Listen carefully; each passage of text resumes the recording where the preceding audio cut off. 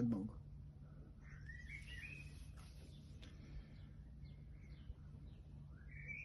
Jako sam ponosan i počašćen što ste imali refleks da me nominirate za počasnog grada iz kojeg sam ponikao. Vrlo često se pitam, nakon što su mi objelodanili da ćete vi meni napraviti tu privilegiju, jesam li ja to zaslužio?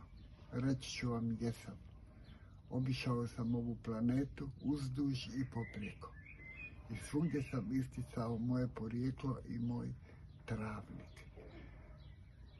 I danas mi ostaje samo da vam se zahvalim jer ste vi dali jednu potvrdu moje privrženosti, mom rednom travniku i čini mi se, bez da sam neskroman, da sam ja to zaslužio.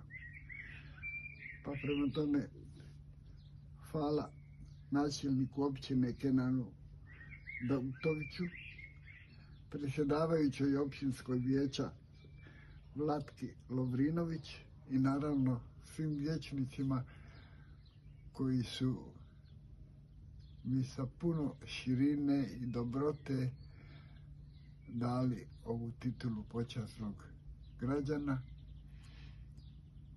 i učinili ste me jako sretnim i ponosnim.